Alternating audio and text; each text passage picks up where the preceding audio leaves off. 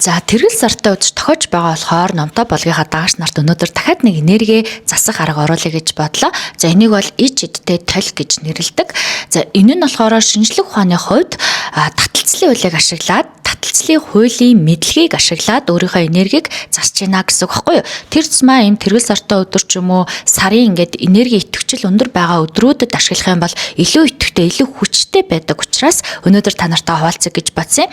За юу гэсэн үг вэ гэхээр та өөрийнхөө хамгийн их ингээд харцдаг одоо өглөө болгонд нүрээ хардаг ч юм уу те энэ толио одоо гой урмлын гаралтай цайгаар угаана, өтгөн хар цай байж болно, лаванда цэцгийн цай байж болно, өтгөн хандалсан ногоон цай байж болно, эсвэл далайн даваас тосож болно. Энэгээр ингээд эхлээ сайхан толио угаагаад арчаад ер нь бол урмлын гаралтай цайгаар угаас нь илүү гой хүчтэй байгаад байдаг. Угаагаад эхлээд толио цэвэрснийхаа дараа за тэр өрөөнийхөө гэрлийг унтраагаад гой харанхуй болгож жагаад урд нь нэг юм уу эсвэл 3 ширхэг цагаан өнгийн одоо асаагаад тавина.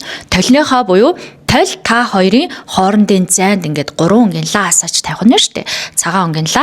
За ингээд тэр толинд тусж байгаа өөрийнхөө тусгал руу хараад өөрийн энерги заснаа. Юу гэсэн үг вэ гэхээр тэр тусгалд өөрийгөө харж байгаа бүх эд эрхтэн эхлээд гадаад байдлаас нь дараа нь дотоод байдлаас нь өөрийнхөө мэдрэмжийг энергийг засаж хэлнэ. Жишээ нь хэд толины тусгалд харагдаж байгаа та бол ер нь таталцлын хуулиараа таны өөрийн чинь дотоод буюу гадаад мөн чанар ахгүй юу. Тэгээ үүнийгээ бид нар дуу хоолойныхоо буюу үгийн хүчээр толины тусгалын хүчээр таталцлын хуулиар энерги засаж гин гэсэн үг. Яг өөрлөгөө ингэж харж зогсож жагаад би ямар үзэсгэлэнтэй юм бэ гэд те за нүдээ хараад нүд маань ямар үзэсгэлэнтэй юм бэ, хамар маань ямар үзэсгэлэнтэй юм бэ гэд өөрийнхөө нүдэнд харагдаж байгаа ингээд эд эрхтэн бүрийг бүр бишрэн ямар гоё эрүүл саруул цэцэн цэлмэг залуу те эрдэм мэдлэгтэй ирч хүчээр дүүрэн байна вэ гэд ингээд өөртөөгөө бүр айгуу гоё мэдрэмжтэй холбогдож те өөрийнхөө тусгалтай холбогдож тэгэж яриад өөртөө хэлнэ. За түүнийхээ дараа дотгошоогоор тэр толь руугаа тэр тусгал руугаа сайн хараад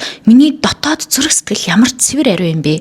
Миний дотоод мөн чанар ямар агуу хүчтэй юм бэ? Надад хувиргах, шинжлэх, өөрчлөх хүч надад өөрт мань байна гэх мэтчлийн юм гоё сүнслэг хүчтэй чиглүүлгийн өгнөд хэлнэ. За түүнийхээ дараа бас өөрийнхөө гоё бодлыг хэлж болно те.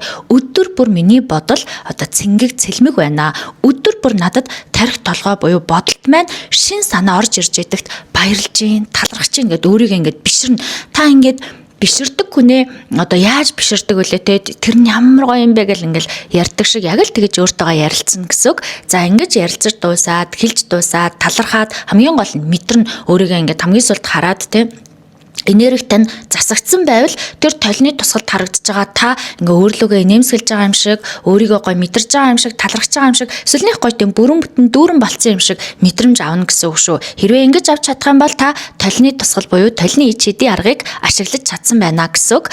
За эхлээд толио бол заавал угаана гэдгээ битгий мартаарай. Тэгээд айд сандрагч юм уу те толиноос ингээд эвгүйцэх шаардлагагүй. Энэ бол зөвхөн одоо таны ертөнц та өөрийгөө харж байгаа гэсэн үг. Гэтэ та өөрийгөө улам илүү үгээр мэдрэмжээрээ өөрчилж засаж тэр толинд тусж байгаа тусгалаа хүртэл засаж өөртөө тэр тусгал тэр энергийг буцаагаар шингээгээд авч ийн гэсэн үг байхгүй юу? За энийг бол яг энгийн өдрүүдэд хийж болдог. Гэтэ тэрэл сартай өдрүүдэд хийвэл илүү хүчтэй байдаг.